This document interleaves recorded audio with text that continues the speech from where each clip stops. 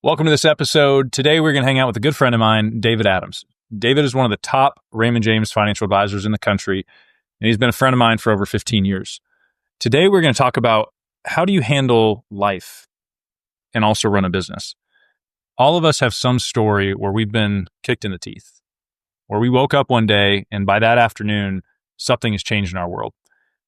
Is it possible to manage a healthy business while dealing with traumatic, stressful events that are going to happen in your life, whether it's with your family, whether it's health issues, divorce? There's so many things we can all go through that could almost consume us and take us fully away from our business. So how can we as business owners manage that well? Let's talk about that with David. David, what's up, brother? Thanks for being here. Hey, man. How are you, Sten? Yeah. Welcome back to the podcast. I think you might be our first repeat guest, so I feel honored. No, I do. Thank you. Seriously, it's great. The other day, life is happening all the time to us. And I had this thought kind of come over me. I was like, I think all of us as entrepreneurs and business owners, and for all the advisors listening, like there's probably been a time in your career and life where something happened that you didn't expect outside of business that just kind of flooded your business. It took your mind away, whether it was like a family thing, a divorce, a child is sick. We've dealt with that even in our company. And with your practice, obviously you're one of the top Raymond James advisors in the country. We've been friends for 15 years. And so I've been able to see one side of like, man, that guy's crushing it. Seems like everything goes his way. And then as your friend, like, no, there's been curveballs along the way. And so today I just want to like unpack together and, for everybody listening, just be honest, like it's okay because life's going to happen, but like, how can you still show up as a business owner? Just a light little morning conversation. No, let's go. There might be tears, hopefully some laughter. Yeah.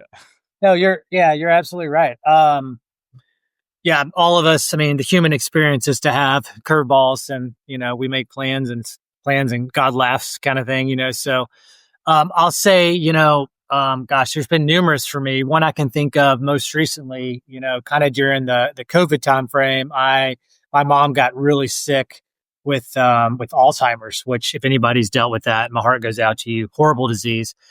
And, over the course, she was dealing with that through COVID all the way up in, 2-3 years, went into a home. And then she passed a couple years ago. But so that was obviously very hard. The hardest part of that too, though, was my dad was her caretaker. And so I'm at the office, COVID's going on, trying to show up for clients and my team. My dad, God love him. He's going through a lot. He's calling me 5-6 times a day. Like, how do I do this? What about this? How does long-term care work? She fell. And I'm on doing all these calls with my dad, my sister. I'm calling the nursing homes because they're not taking care of her well. It was a lot mentally. To your point, Sten, we've all been through stuff like that, whether it's that or not. But to your point, as a leader, it's lonely at the top a lot when you still have to show up. You have to be strong for your team. You can't just, two parts. I was to say, you can't just not be okay.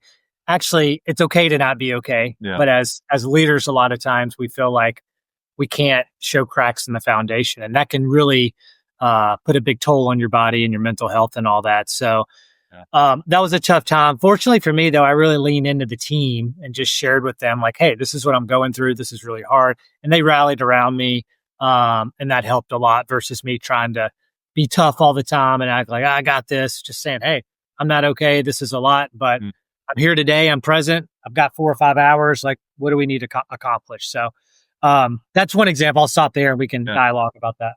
How would you have handled that differently? Say, when you were like in your 20s, 30s, like trying to grow your practice, maybe like, hey, I don't want people to know that I'm, great susceptible to this stuff. Yeah, the David in his 20s, and I'm in my 40s now, but the David in his 20s and probably even early 30s would have handled it different, especially from the outside. I would have tried to be perfect, act like everything was great, not show, not open up to any clients. Maybe a couple of friends, but probably not. Just try I'm fine. It's tough, but we're getting through it. And that would have really, really worn me down. I would have, to a fault, I would have just kept going because I've been through other situations, as you know, Sten, in business where I had to do that. And that really takes a toll on you. But, as you go through kind of your first kick in the teeth if you will. Mine was kind of in my early 30s. That's when my emotional resilience and intelligence really started to build, and I started going to therapy and men's groups and all those things to become the man that I am today. And I'm still growing to where I was able to really handle it a lot better the last few years. There's no way. I mean, I would have tried to handle this 15 years ago, but something would have cracked. Yeah. So yeah, I can relate to I don't know what it was in me at the season of like, in order to be, I don't know if it's because we're in finance, like people need to be able to look and say, like, man, that guy always has it together. I trust him with all my stuff. And then even with the team, it's like, man, I can't see weakness. And I think I fought it as long as I could until, life threw me some curveballs that I didn't expect. And it's just like everything got upended to where I almost didn't even have the capacity to fake it anymore because it was just like too much. And for me, I think as I reflect back, I had to give myself permission to let my business stay flat and healthy. Yes, absolutely. Me, and I know when I got to meet you, I was like, it's growth all the time. Like, let's go. Like more, like build a machine. If you're not growing, you're dying. I mean, all these things that we tell ourselves, like you have to keep growing. You have to hit these numbers. Yeah. Yeah. And I had to realize like, no, I'm taking my kids to school every day. I want to make them dinner and be home when they get there. Like all these things where it's like the rules have now changed. And so I think one element to that I look back is like, and for everybody listening, it's okay sometimes if you're not in like growth crush it mode. And I think you're probably going to have seasons where you're like, okay, this is a season to maybe prioritize something else. I want to run a healthy business and show up for my team and have good systems. Like, I don't think we have to let that fall apart necessarily. But there was a time where it was like, I'm going to have to be okay with slower or less growth because that's just the healthy thing to do. And guys like you and I, Sten, because I know the way you're wired, I've known you for a long time. We tend to think that, if we're just coasting, that, that's coasting. We're being lazy. We're going to lose our edge if there's such a thing. And that's a lie that we tell ourselves. It's also what fueled us in our 20s. And gosh, how old are you now? Are you in 40? 38. Yeah. I was to say in our 30s, you're still in your 30s. You're a baby. I forgot. Those lies we tell ourselves, like if I slow down, then I'm going to lose my momentum. And this is just fear creeping in. And other advisors are going to, I don't know, play out that tape. They're going to get all my clients and my clients are going to leave me because I'm not doing enough podcasts. I'm not visible. And the reality is that, as we know now, that is not the case. And sometimes, like I was in a men's group, I'm still in it, but about 2 months ago, somebody made the point that sometimes a good strategy is just holding the line. To your point, sometimes like that's not weakness. That's just saying that's actually this season, I'm going to hold the line. And hold the line maybe in our business means tell my team like, hey, let's just service the clients we have really well. Can play a little bit of defense. Let's, when they call in, let's get it taken care of. But it's okay. Let's not take on any new clients for 6 months or a year or just reevaluate. And that to you and I was so very foreign, and probably even now is hard sometimes. But we're starting to realize, I think I speak for both of us, that that's a very valid strategy, especially as you become more successful, because time and capacity is way more of a limitation than our ability to go out and sell and get a new client.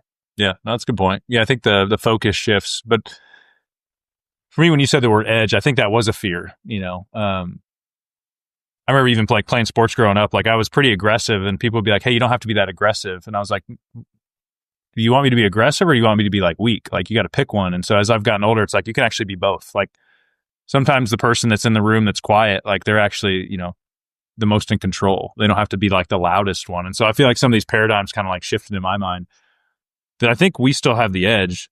I think it's just, I had to redirect it for a while. That's right. Because I have a fear, and I see advisors sometimes, like the coasting advisor is the one that got to 100 million and they're like, my personal income is my primary measure of success, and I'm now just going to hang out. And I'm going to take advantage of the fact that clients usually don't take the time and energy to move from their advisor. That even like below average advisors, retention rate's probably 85, Oh, yeah. I mean, you've probably seen the stats because you've done this podcast for a while. Wouldn't you say like you could be an average kind of lazy advisor and probably it takes clients 5, 6, 7 years before they move, even if you're not doing the things, even if you're just phoning it in. I mean, You're right. It's easy to become complacent in this business. Yeah. So yeah, I think the edge thing is something I keep in mind. And part of it, and I'm part of a great men's group. Every Wednesday we meet, and it's almost like I don't think those voices go away. Then what are you doing? You could be doing better.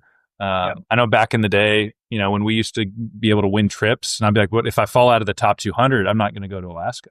And there's this idea of like, well, I'm going to lose out on incentives and things. And so for me, I think it's got just getting better at managing the head trash and the tapes versus hoping someday those will just go away. You're right. I think exactly right. They still come up for me, not quite as much as before, but some days things will be going great and I'll be surprised. I'm like, there's that voice again. Where did that come from? A couple of weeks ago, I was like, everything was great. And I was like, felt like, like what's going on with their pipeline? Maybe I need to be. And I was like, hold on, David, where's that coming from? So I can manage it better and I Good awareness. can kind of talk myself through it, kind of therapy myself through it. Yeah. Just because I know it's such a damaging tape that really leads to no good, So practically you mentioned like community. So there was a point where you just got around other people, like tried to not isolate yourself, because I think we all know that's not healthy, even though it feels safer at times. What other practical thing you communicated with your team? Do you feel like you ever overshared, or what was that line like? No, I think that was a line I was very cognizant of, and if anything, I undershared. It was hard for me to share to begin with. Then, if anything, I undershared, and then as we became closer, I think I shared what I felt like was a healthy amount. I think I felt like I knew where the line of, like with my mom's situation, it was really just simple saying, hey guys, this is what she's going through. And they'd see me break out in tears a couple of times. I couldn't hold it in. I was like, this is just really hard. And there were some hugs and stuff. And that didn't feel like oversharing, because it was a human moment and that's where I was at. And it wasn't like, if somebody's going through a divorce or something, which is different, you may share that with somebody, but there could be a line of oversharing if you're talking about, well, this happened and this happened. You have to use that professional judgment. But on something like, hey, I'm going through a divorce and it's really hard and it's hard on the kids and I'm really struggling. That is important. I think that's great to share with your team and to let them know that you're struggling, because people want to rally around. If they respect you as a leader and you've been there for them, they want to help you. They want to step up for the team, and that's their opportunity to step up, not sit there and go, oh my gosh, David or Sten, like, can you believe they're going through this? Like, they're not a good leader. How can we work for this person? If anything, they're more endeared to you, because it's pretty intimidating, as you and I probably know. The way we're wired, we're the ones that we're so used to being like growth oriented. We were probably in our 20s intimidating to some other advisors, because we were like, you got to do, I made 100 calls today. I did this. And they're kind of like, whoa. And if anything, I think that's kind of off putting to some people, versus it's one thing to be inspiring, but it's one thing to be like, hey, I struggle sometimes with this and with relationships, or I didn't make all my calls last week. And you know what? I didn't get any coffee meetings last week or get any new meetings, but I'm not a failure. And just like sharing in that versus always having to be like number one. So I could talk on and on about that, because that's something I've felt since I was a little boy, just the way I'm wired. And so now I'm just able to kind of like, listen to the tape and talk myself through the tape, and then have people around me, you, men's group, just other people in the business, people in my outside the business friends, my dad, I've opened up dialogue. I can talk with them. That is everything, I think, is community and being able to share your authentic self versus trying to just be David or Sten, the top financial advisor, because that's pretty lonely. That's true. Yeah. And I did think it makes you more relatable. I remember as I learned more about you over the years, I was like, I feels human now, Obviously he does things a lot of people don't do, but I've seen people say I'm more approachable now, when you're almost like, man, life's just beat me up, and definitely, I'm not showing up here trying to solve everybody's problems. Like, to be honest, I'm just happy I got here today. So yeah. So when you think about, and I had a guy the other day talk about leadership, he said, sometimes as leaders, you can feel like an anchor that other people attach themselves to. And it can feel unfair, because if you move, they all move. And it's a responsibility, but also can be lonely. And I know for me, I have to be with other leaders, because there's a lot of people that kind of don't get it. Like the pressure of that, making payroll as the leader, you have 10 people with their own stuff that they're bringing to work all the time. So your group, when did you get that? Was that kind of in your mid 30s when you're like, hey, I got to figure this thing out? Is that when you start saying, I got to be around other leaders, other people that understand it? Yeah. So my early 30s was when life kind of kicked me in the teeth a little bit, and I was humbled pretty quick, and I had to like grow up, and I learned to communicate, built my emotional intelligence. A few years later, I'm in my mid 30s, and I realized I just been kind of beaten up a little bit, and I realized like, hey, and I had my men's groups, and I started getting around other business owners and entrepreneurs, and started hearing other people like, yeah, this happened to me when I was 25. This happened to me when I was 30. I was like, oh my gosh. First of all, I'm like, I'm not alone. Okay. And that felt really good. Then I was like, what did you do? How did you asking those questions that then allowed me with my team to have more of those human moments and share with them and not have to be overly on all the time. And so I think I just became more approachable, more, connected with my team. And then that allowed me to then hire business coaches to then say, hey, I need to evolve from David, the financial advisor, client acquirer, salesperson, to a CEO. Because at that point, we're the accidental CEOs. Like, now I've got a business that's growing, but I don't know how to be a leader. And I'm a flawed human like everybody else, but I'm supposed to be this tough leader. How do I get people, retain them, motivate them, but also still be me? So coaching, that then got me through, my first couple of good hires. And then I, joined all these types of groups and started having conversations like this and finding other advisors that have been through it. And now, and as you know, we're always learning, but now I feel like I've got a really good team of 13 people. We're pretty close. We have good culture. It feels really, really healthy. And I'm very protective of that because I know what it's like to not have that. And so now not only am I grateful, I'm protective. So when I do interview somebody or, I'm always looking under the lens of, gosh, it can Sten, let's say I'm interviewing you, but you'd be interviewing me these days because I wanted to. But if I was interviewing you, I'd be like, okay, Sten's good looking. He's got that it factor. He's, he can sell, he can get clients. He's smart. But really, I would look past that and first say, do I feel like I can relate to him? Is he humble? Will he fit in with my team? Will he run somebody else off? Will he shut down anybody on my team because he's going to be too much? That's the first thing I'm looking at. Is like, will this person be a good part of the family? Not, is he a CFA or a CFP or blah, blah. That stuff's important, but it's kind of, to me now, it's down here. I don't know if you agree with that or how you look at that, but I feel like credentials were everything before and how many calls and how many clients you could close, but I feel like it's more about your personality now. Yeah, I agree. Yeah, what came to my mind as you were talking through that was for us, part of our story is that skill set was kind of forced upon us. I would say we were competitive, resilient, but I know for both of us, there were times where we're just like, I'm just thinking about today. Like it is literally like a day by day existence. Yep. That for people listening, like maybe there's a chance you haven't been hit with that thing yet. But I still want to encourage, like, I think the skill set that has now made me a much better advisor and business owner is this stuff. It's humility, not in the fact of like, hey, I get recognition and I say, hey, no, it's okay. It's like this deeper, calm confidence that I'm not better than anybody else. I'm going to bring what I got. I'm not above anybody else. But part of me at times, I'm like, man, I wish I could have learned that stuff before I had to. Like, was that stubbornness? Was it, because some of those things that maybe stopped me from being open to those lessons earlier were kind of what helped me in business. I don't think we could have learned it earlier. I think because you and I both, I think we shut it down and we kept jumping over it, and and finally, like, life came and said, "All right, Sten, knocked you right in the teeth. Like, you're a big guy. I'm going to knock you down. Listen." And I think that's I think that's the way it had to happen. I've reflected on that a lot. I'm like, man, why did this person, a situation for me? I'm like, why did this happen, 15 years ago? But I'm like, but that made me who I am today. Yeah. And I think those people that are listening, that if you haven't had, kind of been knocked down by life yet, good, I'm glad. And also not to scare you, you will be, and you will. And if all you need to do is have these kind of conversations so that that you can get through it, and you will get through it if you have the right attitude, and you will be stronger. And here's two men right here that can say we are stronger because of the couple of things that, the examples of things we went through and the life events we went through that were massive at the time. And there were days we didn't think we could get up and we could keep going, but we had to, but we would not be who we are today. And you're right, Stan. I think when we meet with clients now, we don't have to tell them about those stories. And like, we don't wear it like a badge of honor and use it to sell. Mm-hmm.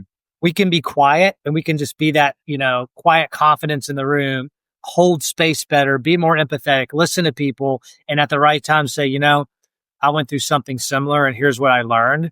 Yeah. And that then connects you to the client more than any chart or graph would ever do. And the only reason we're able to do that is because we actually went through that. Yeah. Otherwise, we'd give false, like, we'd say, like, yeah, that must be hard. I know divorce is hard, or, but to actually be able to say, I'm with you. I know what that's like. That says a lot. And here's what we did. So yeah, I think you're right. That's well said. So and I think about my story too, like my business would not have survived probably if I was working alone. I had to have people in places to carry some additional weight for stretches of time. And I know a lot of our coaching and stuff I talk about, it's like, you cannot reach your full potential alone. What would you say to people listening that are kind of like, that scary place where we were before was like, wait, if I pay somebody to work for me, they're going to make as much as I am. It's like, you're kind of trying to break out of the solo world where you're essentially creating a really rough job for yourself and you're tied to it. Because I still run into a lot of advisors like that. Like, that's some head trash on growth. What would you say to them? Yeah, I'd say I'm 22 years in the business. Up until even year 15, I was burnt out. It was me and 2 other people, 15 years and very successful in the business. And I'd gone through all my hard stuff, and I had a little bit of help, but not near as much as I needed. And I essentially felt like I was doing 80% of it alone. And it was, as somebody now who went backwards for a bit financially, I hired 3 or 4 people, paid them really well, brought my income way down. But I knew at that point, I was like, it's either this, or, I wish I had done that earlier. But you're right. When if you're making $200,000 and you need to hire somebody and pay them $110,000, and now you're making 90, and then you've also got the risk that the market could go down, and now you're not. That's really scary to do. But I would argue now, I would tell myself back then to say, hire before you need to hire. Obviously, you've got to, like, making up numbers. But like, if your goal is you got to make $300,000 a year before you can hire somebody, and you're making 200 now, hire them now. Lower your standard of living, and then you will leapfrog. You'll get a couple good years in the market. Your income will go up. Then they'll be fully trained because it takes a year or two. Then you're going to really reap the benefits of that. If you keep playing defense on that, it's really, really hard to get ahead. You really at some point have to say, I'm going to pay it forward, because our business gives us the luxury of, residual income, that if you can take that risk early on, that's the ticket. And I didn't do that till year 15 or 7 years ago. My whole team, I basically hired 7 years ago, and it was a massive investment, and it has been the best payoff I've ever had in the business. And not because of dollars and my personal income, but because I'm able to be on this podcast today and present with Sten. I'm not sitting there thinking like, oh my gosh, I got to do X, Y, Z. The business is handled, and I'm able to show up and do the things that, my clients need me to do, and do things like this, which are enjoyable to me. So, well, for everybody, as we wrap up, I think practically something is coming if it's not here. I think it's one of those things, you're probably coming out of something hard, in something hard, or, something will come that's not fully expected. That makes life interesting. It definitely teaches us a lot of stuff. But as a business owner, I think there's a way to not use as an excuse to just totally abdicate your business and check out. I've seen that before. I think as we talk to our clients, I know business owners that will consult, like, if you think, hey, let's plan for everything to go well all the time, that's a bad plan. I'll tell clients when they retire, I'm like, if we were surprised by a market drop, like, we have a bad plan. It's not if, it's like, when is this thing going to happen, and what's our plan when it happens? And I think for all of us, I think community is huge. I think a team, some kind of support is huge. Yeah. And then, mental health, I just, would scream that from the top of the rooftops. It's like, don't become an amazing business owner, go to a bunch of conferences, go to the gym every morning, and then like forget the emotional, mental side of it, because that was like a weakness of mine, because it didn't feel like the one that people wanted or appreciated the most. But then as soon as that muscle started growing, like it made me a better business owner. It made me a better advisor. So much better. So what would you say for everybody as we kind of wrap up, kind of your parting advice to everybody? If they were to say listen to Sten, and listen to all of Sten's podcasts. No. In summary, I'd say, don't do this alone. Like you said, this is like, we're as humans, we're meant to be around other people. In this business, particularly if you're a leader and you're running your business, which I imagine you are if you're listening to this, find other people like me and Sten to share, like, hey, this is where I'm struggling in business. How did you get somebody you talk to has been through what you've been through? Ask for help, ask for advice with other leaders. Yeah, and just be authentic and share your heart. Don't be tough all the time. You can be a strong leader without, and without trying to wear all the pain on your own. It's lonely at the top sometimes, but it's so rewarding to have a team around you and to celebrate victories together. And to, yeah, I wish I had done that 10 years ago. Yeah, good word. All right, brother. I appreciate you. I'll see you soon. See you, buddy.